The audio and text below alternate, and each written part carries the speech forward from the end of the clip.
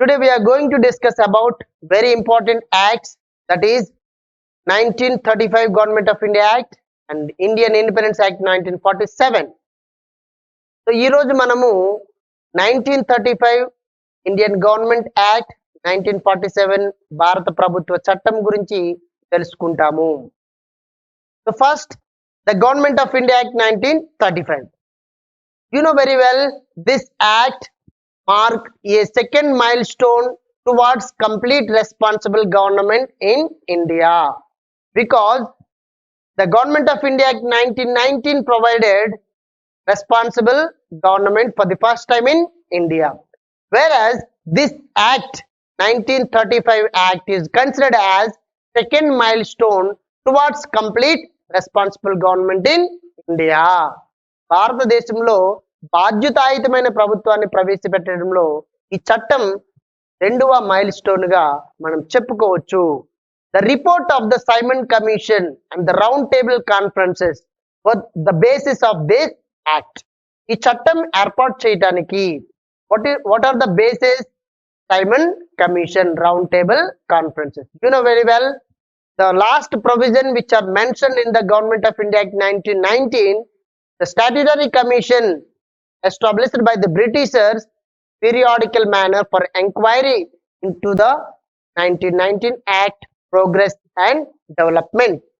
Based on that, they established Simon Commission. The Simon Commission 1927 visited India in the year 1928. You know that we protest the Simon Commission, like Simon go back. Wherever the Simon Commission visited, we protest like that, Simon go back, with the black badges. Then also they submitted report to the British government in the year 1930. Based on the report of the Simon Commission, the British Prime Minister Ramsay MacDonald conducted round table conferences with the invite of all the parties in India. You know that they held 3 round table conferences. One is round table 1 conference 1930, second round table 1931, third round table 1932. So after the round table discussions, you know very well about the round table conferences. The round table conferences was conducted by the Ramsay MacDonald regarding to the discussion of the constitutional provisions for India. Based on these, the Government of India Act 1935 was formulated. This is the lengthiest and detailed document which consists 321 sections, 10 schedules. ఇది Simon commission report పైన జరిగిన round table conferences లో తీసుకున్న శ్వేతపత్రం, white paper ఆధారంగా ఏర్పాటు చేసింది. ఇందులో 321 సెక్షన్స్ ఉన్నాయి, 10 షెడ్యూల్స్ ఉన్నాయి. Let us try to understand important provisions of Government of India Act 1935. So these are the very important provisions which are introduced by Government of India Act 1935. It provided for the first time establishment of All India Federation, which consisting of provinces and princely states as units. For the first time in India, the federation, All India Federation, was introduced by the Britishers through the Act of Government of India Act 1935. In this federal government, the provinces also parts, at the same time princely states also parts. అఖిల భారత స్థాయిలో, all India లెవెల్లో సమాఖ్య విధానాన్ని ప్రవేశపెట్టడం జరిగినది. ఇది జాగ్రత్తగా గుర్తుపెట్టుకోవాలి. Where the federation existed, the powers are divided between the union government and state government. ఎక్కడైతే ఫెడరేషన్ ఉంటుందో అక్కడ కేంద్ర రాష్ట్రాల మధ్యన అధికారాల విభజన ఉంటుంది. ఇది మొదటి ఇంపార్టెంట్ ప్రొవిజన్ గా మనం చెప్పుకోవచ్చు. By this act they divided entered the powers between the central government and provincial government into the 3 lists, namely federal list, provincial list, concurrent list. Federal list, provincial list, concurrent list. For the first time in India, they introduced 3 lists under the subject. That was federal list, provincial list, and concurrent list అంటే సమాఖ్య జాబితా, federal జాబితా, రాష్ట్ర జాబితా, provincial జాబితా, ఉమ్మడి జాబితా. మీకు తెలుసు the important provisions which are regarding to the national importance under comes federal list, like defense, foreign affairs, finance, like that they under comes federal list. Provincial list, they are consist like local self government, health, and also police, like that. And concurrent list, which both are national important subjects and regional important subjects, which are consist under concurrent list. ఇది కేంద్ర స్థాయిలో ఉన్న అధికారాలని విభజించడం, ఈ విధంగా విభజించడం జరిగినది. At the same time this act abolished diarchy system at provincial level and also this was introduced at central level.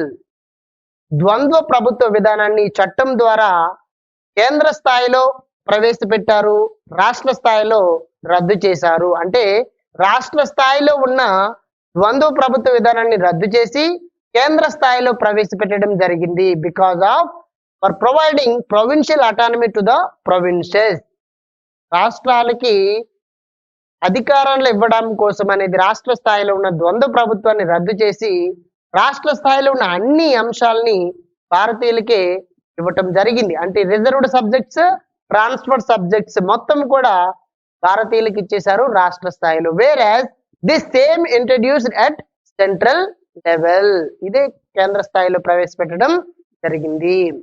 And also this act introduced bicameralism at provincial level. So bicameralism firstly introduced by Government of India Act 1919 at central level, whereas by this act this introduced at provincial level. Out of the 11 they introduced in 6 provinces. మొత్తం 11 provinces లో 6 రాష్ట్రాల్లో దీన్ని అమలు చేయటం జరిగినది. And also it further extended the principle of communal representation to the SCs, scheduled caste, women and workers. Scheduled caste, women, workers. వీళ్ళకి ఈ ప్రత్యేకమైన నియోజకవర్గాలని కేటాయించటం జరిగినది గవర్నమెంట్ ఆఫ్ ఇండియా యాక్ట్ 1935 ద్వారా. ఇప్పుడు తర్వాత అంశాలకి చూసుకుంటే this act also extended the franchise. The Government of India Act 1935 extended franchise to the some of the Indians. That means about 10% of the total population got the right to vote by the Act of 1935. ఇది వరకు franchise అనేది ఎవరికి ఇచ్చారు? Tax ఉండేవాడికి, property ఉండేవాడికి, చదువు ఉండేవాడికి ఇచ్చారు. ఇప్పుడు అట్లా కాకుండా it was extended to the around 10% of the Indians. Okay, so this is also important change by the Act of 1935. And also this act increased the strength and powers of the elected members with enlarged membership both in central and provincial legislature. ఈ చట్టం ద్వారా ఏం చేశారంటే వాళ్ళ strength ని కేంద్ర స్థాయిలోని రాష్ట్ర స్థాయిలో ఉన్న శాసనసభల్లో they increase the strength and the powers of the legislative members, those who are elected members, ఎన్నికైన సభ్యులకి కేటాయించడం జరిగింది. At the same time this act provides veto powers, that was veto powers to the governors. Here governors were given special powers such as veto powers on the legislature. Veto powers means rejected power, the powers which are rejected by the governor. When the bill was formulated by the legislature, they sent to the final assent of the governor. At the time governor used the power of veto to reject the bill, to send back the bill. Okay, that is why అట్లాంటి first power, veto power, తిరస్కరించే అధికారం అనేది ఈ చట్టము governors కి ఇవ్వటం జరిగినది. Instead of that rejecting power they enjoyed the make their own legislature. Okay, they own their legislation, వాళ్ళ చట్టము చేసే అధికారాన్ని కూడా ఇచ్చింది ఈ చట్టము.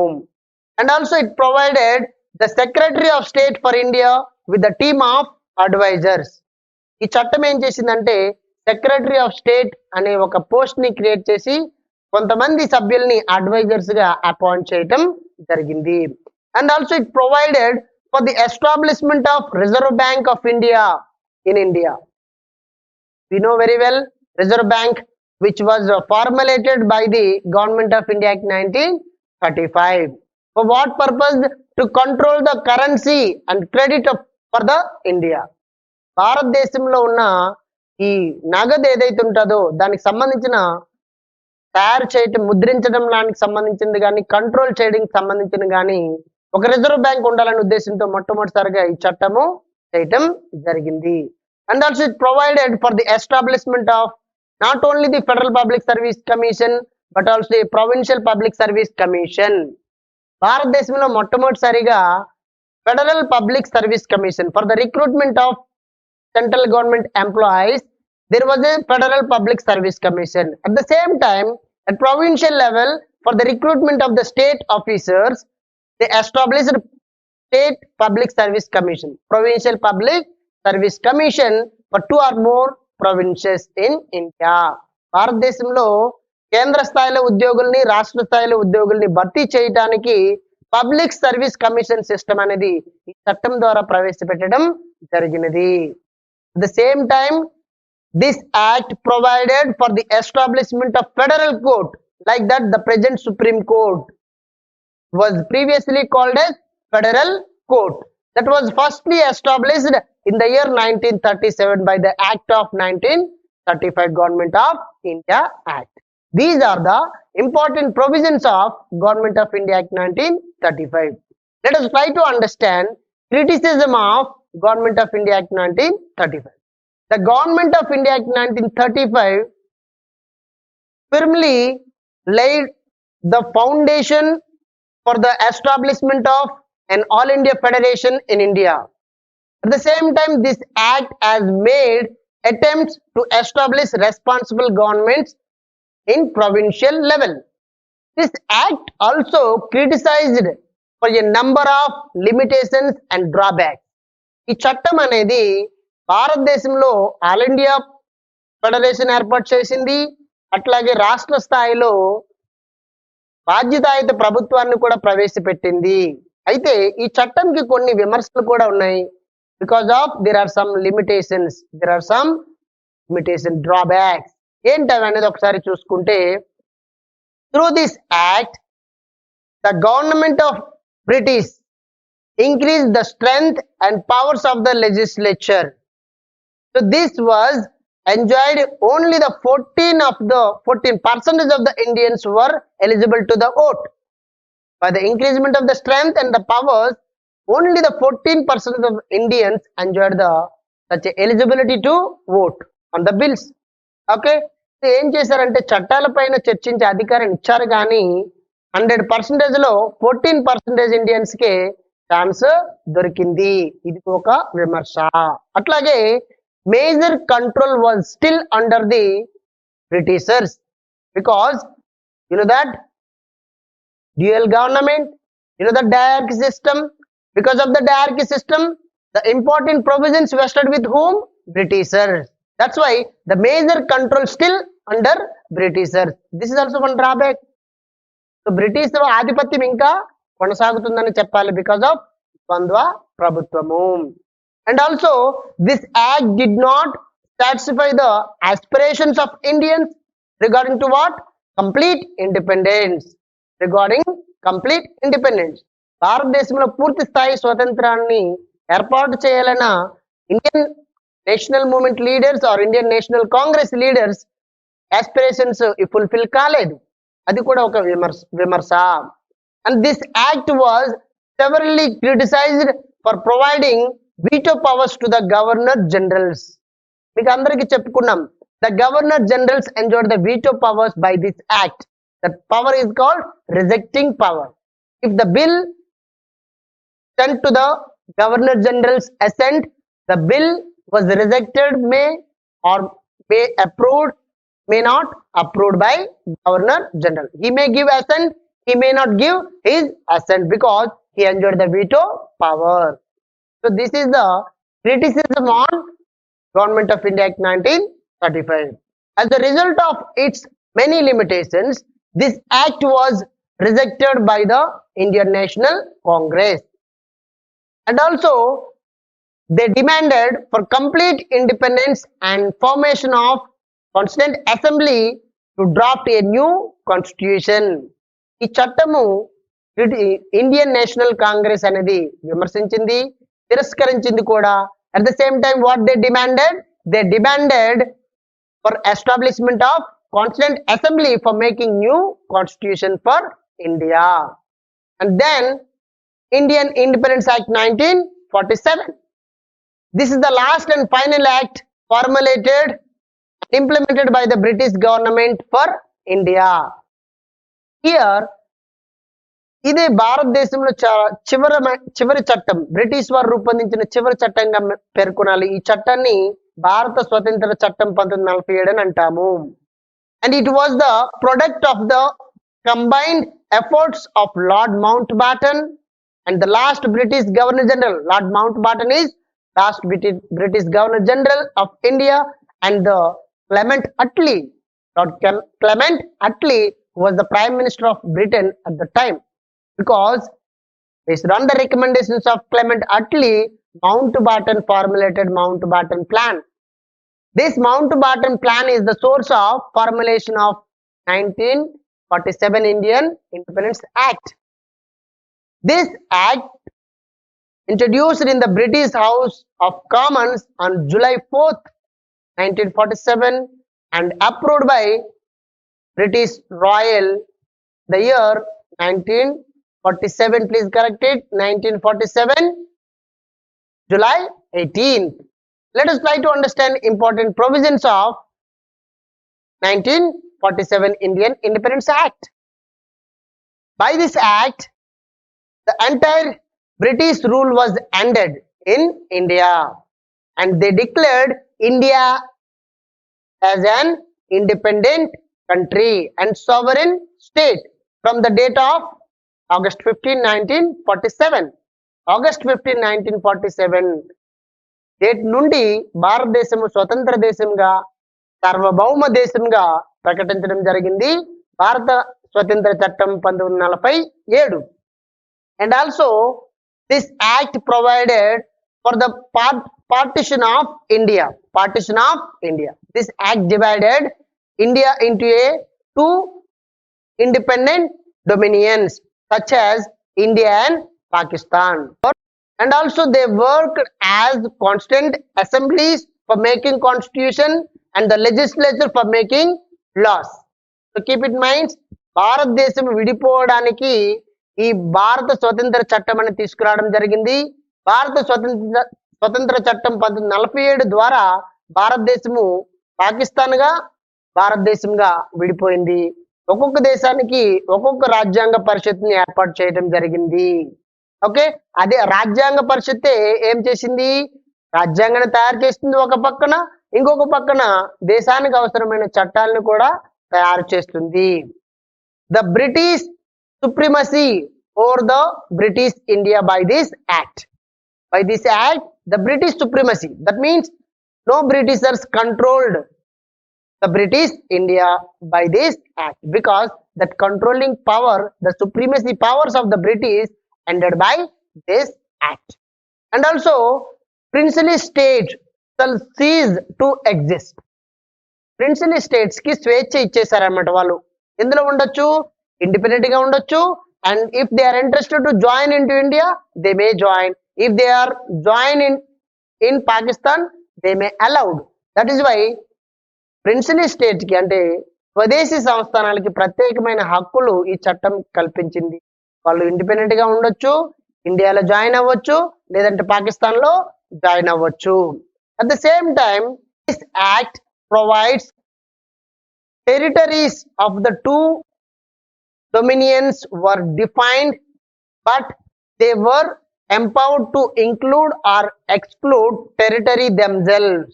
This is a very, very important, because the bifurcation of the India made by the Indian Independence Act 1947, whereas this act give the power to the two dominions, that was include the territory, exclude the territory. At the same time, by this act, you know very well, one committee was formulated for bifurcation of the boundaries between India and Pakistan. That was Radcliffe. Radcliffe made the boundary line between India and Pakistan. At the same time, this act provided for the governance of each of the dominions and the provinces by the government of India Act 1935. ఈ చట్టం ఏం చెప్పిందంటే 1935 act ని base చేసుకొని you have to govern your dominion. అంటే ఈ చట్టం ఆధారంగా మీ రాజ్యాలను మీరు పరిపాలించుకోవాలి అని 1935 భారత ప్రభుత్వ చట్టాన్ని ఒక బేస్ గా తీసుకున్నది. ఇది కూడా one of the important provision. So these are the important provisions of the Government of India Act 1935. In examination point of view, from this topic, we expected the following questions. Okay, one is mention the important provisions and the criticism of the Government of India Act 1935 as essay 1, as 10 marks 1. Rarely we expected this one, and you have to make the important provisions of Government of India Act 1935. As 2 marks 1, as 5 marks 1, we expected point out the main provisions of Indian Independence Act 1947 as 5 marks 1. You have to mention the brief introduction, that is Mountbatten Plan and Lord Clement Attlee contribution and the important provisions. So thanks for watching.